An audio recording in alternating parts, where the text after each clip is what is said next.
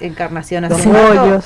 una cortina de lluvia impresionante, cayó muchísima agua en muy poco tiempo, lo que temíamos se hizo realidad. Bueno, pero un poco de agua no le hace mal a nadie. Bueno, ¿con quién estamos acá? Bueno, hoy estamos con Nicolás Aranda, licenciado en Psicología, es el director de Salud Mental de la provincia de Misiones, del Ministerio de Salud Pública. Ayer fue el Día Mundial de la Salud Mental, un tema que venimos hablando desde que resurge después de la pandemia, porque la verdad que todos empezamos después de la pandemia el tema de salud mental, cómo se iba a tratar, no solo para los equipos de salud que estuvieron al frente de los trabajos en los hospitales, sino para la población en general.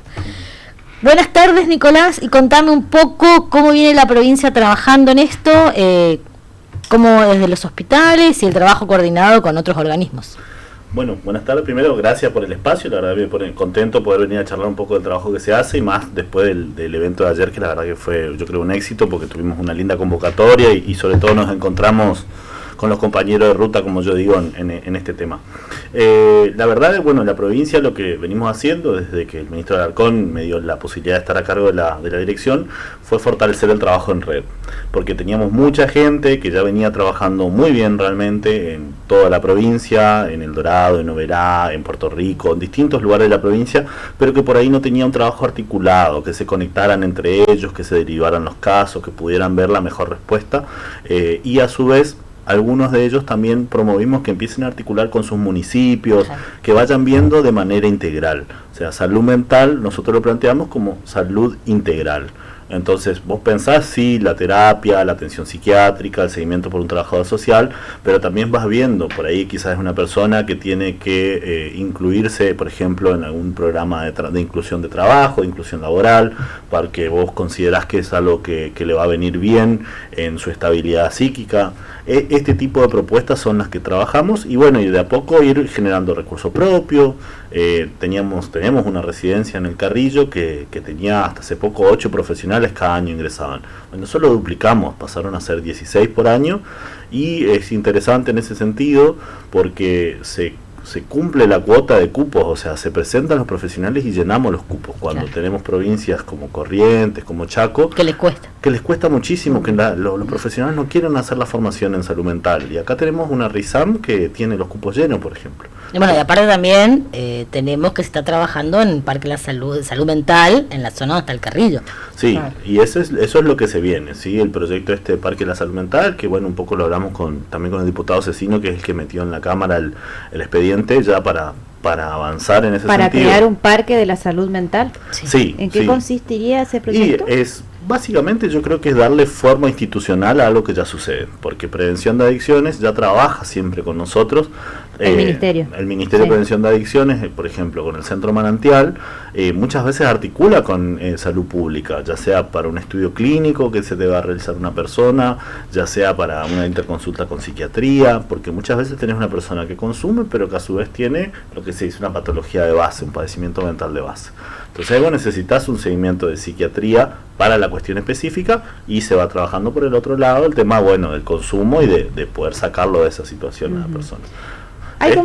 Hay como te escucho hablar, ¿no? Y bueno, ahora mencionaste, por ejemplo, que trabajan de manera articulada con el Ministerio de Prevención de Adicciones, pero es como que la salud mental es transversal a un montón de situaciones, da para trabajar desde un montón de organismos. Uno de los que se me ocurre en este momento, por ejemplo, es a lo mejor articular, no sé si lo deben estar haciendo, vos informame, con la línea 137 que justamente este domingo va a cumplir 10 años en la provincia. Sí, diría que es un trabajo que, mira, yo vengo trabajando en salud mental, trabajaba en el Hospital del Dorado, en la parte de atención, digamos. Ya en ese momento, en las urgencias, muchas veces trabajábamos con la línea 137, o que te pasara, que llegara una persona a una consulta que estaba sufriendo algún tipo de violencia, automáticamente nosotros hacíamos una articulación, la gente de la línea se acercaba. Al día de hoy pasa lo mismo, nos llegan los casos, por ejemplo, con pedido formal a la dirección para que intervengamos, nosotros nos metemos ahí. ¿Cuál es la idea, digamos? Y va de la mano con, hace poco, la semana pasada fue la Cumbre Mundial de Salud Mental, que fue la primera vez que se realiza fuera de Europa, se realizó acá en Argentina.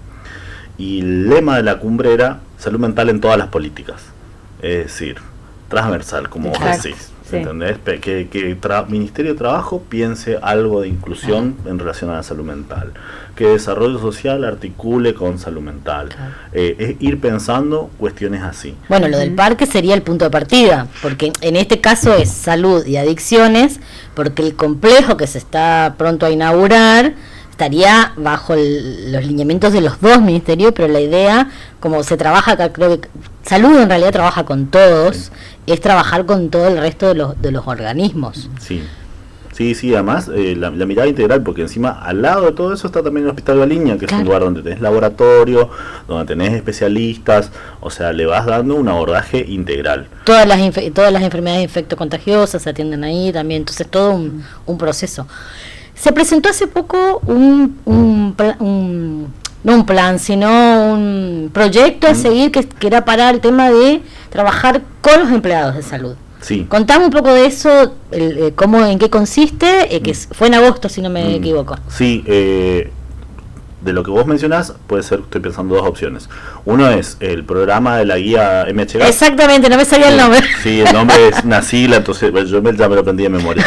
Pero ¿qué significa? Ahí te pongo es el programa de acción global para la salud mental, que es en inglés, sería la sigla en inglés, y es básicamente un programa para reducir la brecha de acceso. Básicamente es una guía que armó la OPS, la Organización Panamericana de la Salud, para los países que tienen que trabajar en el acceso a la salud mental. Y bueno, ¿en qué consiste? Tenés como una guía con las presentaciones más frecuentes, por ejemplo, con un módulo de suicidio, un módulo de psicosis, un módulo de epilepsia, y va destinada al personal de salud que no es especialista en salud mental. Y te da las pautas para una primera intervención, es decir, bueno, poder discriminar si esto es una situación urgente. Como los primeros auxilios sería, pero en relación a la salud mental. Exactamente. ¿No? Para el primer nivel de atención, la atención primaria. Sí, para atención primaria, por ejemplo, para ponerle el hospital de Candelaria, un hospital nivel 1, que el médico de guardia, que no es psiquiatra, no es psicólogo, no es especialista en salud mental, pueda discriminar en ese momento, esto tengo que derivar para una consulta urgente, o hago esta primera intervención y le consigo un turno de acá a una semana, o sea, poder ver, digamos, y hacer como un triage, podría decirse, que le sirva para discriminar. Claro, dentro del triage de emergencia, integrar el triage de salud mental. Exactamente. Y bueno, nada, nosotros mandamos gente que se forme en esto en Buenos Aires, una primera tanda, y ahora se va a ir para noviembre, se va a ir una segunda tanda de 2 profesionales más, y a esto ya teníamos gente que se había formado en esto en 2018, pero la iniciativa había quedado ahí. Ahora se retomó, salió por resolución, el ministro avaló esta idea, y tenemos el equipo, va a empezar a trabajar con los CAPS de acá de zona capital primero, semana que viene, en 2 semanas empiezan ya a capacitar a algunos CAPS para que tengan el manejo de la guía. Nicolás, ahora en cuanto al tratamiento y en sí a las personas, cada vez se acercan más por ahí como para averiguar si tienen un problema de salud mental, cómo hace la gente, ¿viste? Mira, hay mucha demanda espontánea, hay mucha inquietud, incluso nos pasa en nuestras redes sociales que nos escriben solicitando a ver qué podemos hacer, cómo podemos intervenir, se acercan al ministerio, a la oficina, golpean la puerta y te dicen, mirá, estoy con esta situación, ¿cómo me podés ayudar? Qué bueno que se dan cuenta, ¿no? Porque sí, yo creo que se visibilizó más también. Sí, se lo está teniendo en cuenta, se le da ese lugar.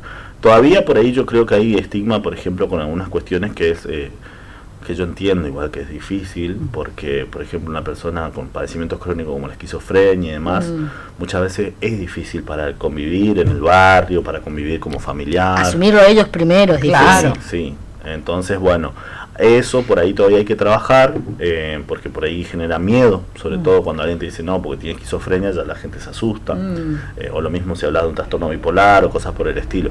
Pero después todo lo que tiene que ver con la ansiedad, la depresión, yo creo que el estigma cayó totalmente porque todo el mundo empezó a hablar de eso, yo pasé por esto, tenía al Dibu Martínez que sale a decir tipo, yo voy al psicólogo. Claro. Si te acordás en el mundial. Sí. ¿Hay alguna posibilidad, teniendo en cuenta que el año pasado también se se aprobó y se reglamentó la ley de terapias complementarias y que son muy utilizadas en el campo de la salud mental, de articular, por ejemplo, con eso? Sí, está esa posibilidad. Nosotros todavía no nos reunimos con referentes como para pensar esto, digamos, estas posibilidades. Pero siempre está la puerta abierta a decir, bueno, a ver qué podemos hacer por esta línea, digamos, ¿sí? En ese sentido, nosotros también somos predispuestos a decir, bueno, si nos vienen a ver, y bueno, vamos a ver qué podemos sacar juntos, pero alguna idea podemos sacar. En ese sentido tenemos predisposición y parte de eso fue un poco lo que quisimos hacer ayer también, mostrar con la gente con la que trabajamos, el IPS, la Defensoría de Niños, Niñas y Adolescentes. Eso, contanos un poco en qué consistió la actividad que desarrollaron ayer, con qué frecuencia lo van a hacer, si es nada más que cuando se cumple, digamos, una fecha particular o da la posibilidad de hacerlo de manera más seguida, así socializarla más. Mira, no lo habíamos pensado, podría ser una opción, ya es como una tradición, es el tercer año consecutivo que hacemos la plaza. Y surgió una idea en conjunto con la Secretaría de Salud de la MUNI, donde tenemos gente que consideramos amiga ya prácticamente, y bueno, y en base a eso decidimos en ese primer momento hacer la convocatoria, se sumó al Colegio de Psicólogos, y bueno, en este año volvimos a hacer lo mismo, pero bueno, la verdad es que como el tema está en agenda, nos encontramos con muchos más actores a los cuales invitar y que fueron. Entonces, bueno, habría que charlarlo si se puede. Claro, lo que hicieron ahí fue presentar los servicios que tienen cada uno. Sí, exactamente. Están a disposición de la gente en forma gratuita. Sí, sí, exactamente. Y a su vez es la posibilidad siempre de hacer el nexo y el contacto. Por ejemplo, invitamos a escuelas, invitamos a otras instituciones y después ya te solicitan ahí mismo, che, me gustaría una charla de bullying, me gustaría una charla sobre prevención del suicidio, estoy con esta problemática en la escuela, ¿qué se puede hacer? Te doy un ejemplo. Mañana nosotros nos vamos a Candelaria, donde la institución del hospital nos pidió para trabajar la relación con la comunidad porque había habido situaciones de agresiones de parte de gente hacia el personal de salud. Entonces nosotros tenemos ahí un equipo que son una psicóloga, una psiquiatra y un enfermero que hacen una iniciativa que se llama Cuidar a los que cuidan, que trabajan con nuestro personal de salud. Ya fueron a Itambé, Guazú, ya fueron a la residencia del Hospital Materno Neonatal, y donde escuchamos a ver qué les pasa a nuestros compañeros, porque la verdad que han quedado muy golpeados después de la pandemia, no podemos negarlo, y tratamos de que con un trabajo grupal, con ellos, ver de elaborar una respuesta, ver de qué se puede trabajar para mejorar la relación con la comunidad, proponer actividades. Se hace una serie de encuentros, no es que vamos una vez y nos vamos, sino que vamos hasta 4 veces y en eso después le damos una devolución a la directora, por ejemplo, de esta institución. Claro, que también les sirve a ella para trabajar. ¿A raíz de eso es que inician el tema del protocolo que están elaborando? Sí, fue algo que... Contarle un poquito a las chicas, porque yo por ahí sé. Sí. Bueno, en el ministerio existe también lo que se llama el nodo de gestión de calidad de los servicios de salud. Un nombre bastante largo, pero básicamente lo que se encarga el nodo es deber de garantizar calidad de atención para el usuario, que le decimos externo, cliente externo, que es quien va a un establecimiento de salud, pero también para el usuario interno, que somos nosotros los trabajadores de salud.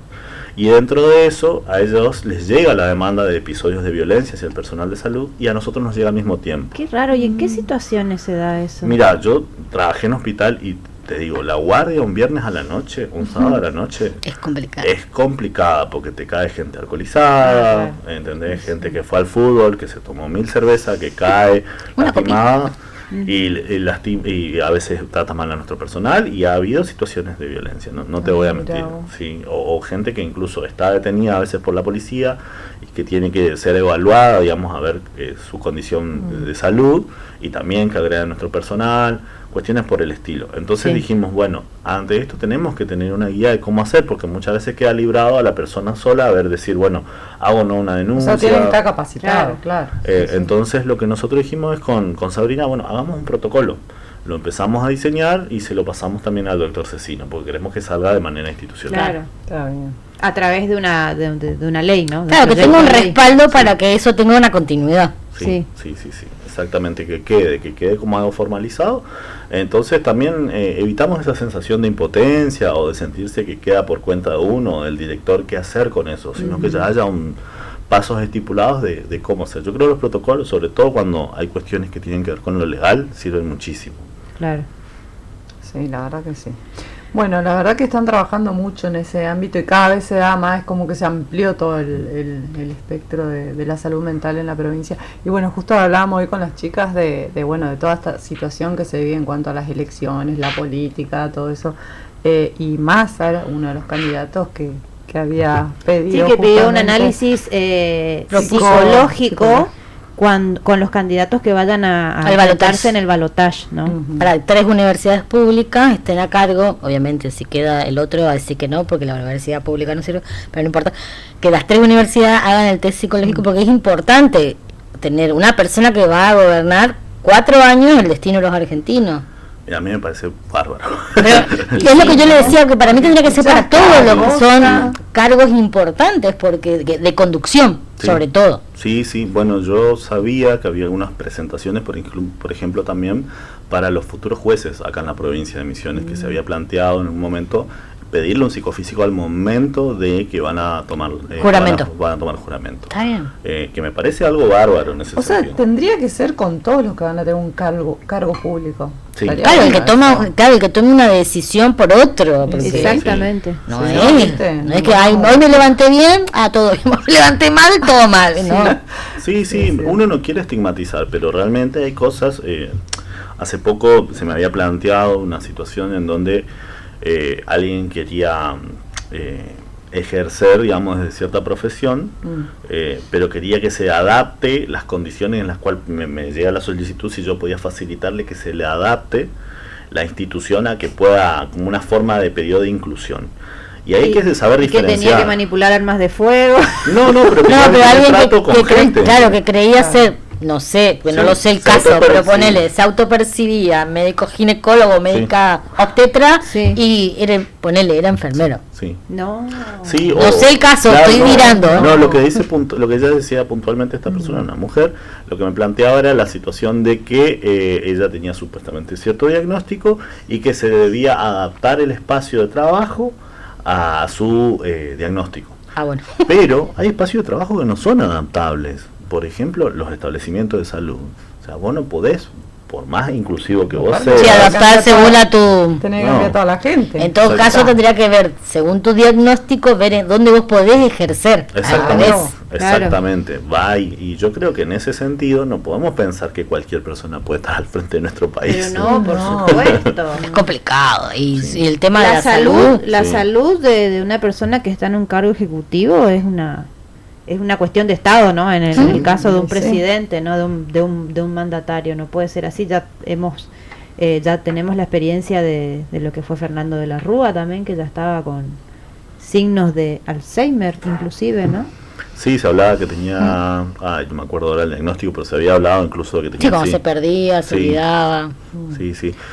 Son cuestiones que hay que tener en cuenta. Yo en ese sentido estoy a favor, más allá, digamos, de que me posiciono claramente frente a la vereda de la propuesta de mi ley, porque justamente yo creo que lo que tenemos que apostar es a cuidar a la gente y a tener a la gente adentro. Por algo me dedico a lo que es salud mental, que es algo donde... Y el Estado tiene que estar presente, porque hay mucha gente que sin el Estado no puede tener acceso a nada. No, para nada. Andá a pagar un coseguro sin...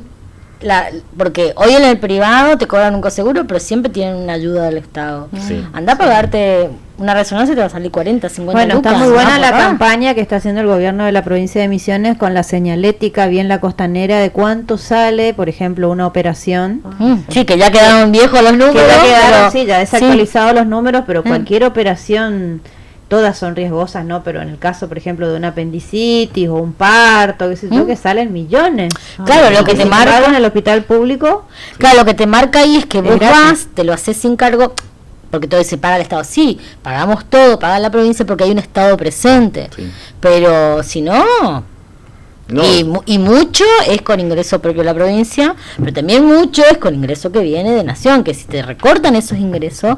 Claro. Va a ser complicado. Y ya tuvimos 4 años complicados, de no tan recorte, pero imagínate si fueron complicados, imagínate que fueron los 4 años anteriores, imagínate si te recortan el 100%. Porque encima es como que la misma gente te dice, si quieren algo van a tener que negociar con nosotros, o sea, como que te está, ¿viste? Es una empresa, no va a ser un Estado.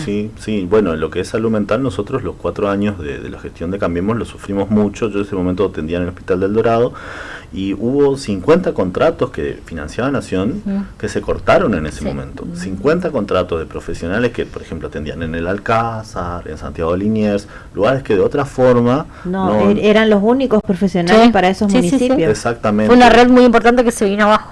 Sí, y bueno, y tenemos una persona que plantea algo de esto, hablando de costos, lo que es los costos de psicofármaco, de una consulta con un psiquiatra, por ejemplo, es muy excluyente quien pueda acceder. Y lo que tiene salud mental encima es que si vos lo desatendés, te aumentan los índices de violencia, te aumentan los índices de suicidio y te aumentan los índices de consumo de sustancias. Y ellos supuestamente van a velar por nuestra seguridad. La verdad que no entiendo mucho cómo. Sí, viste que no decirme, pero o sea, no hay algo que no me cierra. Sí, no. Hay algo que no están queriendo contar. Bueno, gracias Nicolás. No, gracias a ustedes. Un placer hablar con vos. Habíamos hablado en algún momento, pero telefónicamente es la primera vez que venís al programa. La verdad. Por eso pensé en traerlo. Sí. A ver. Bueno, vamos a una pausa, ¿sí? Y enseguida seguimos aquí en Más Voces.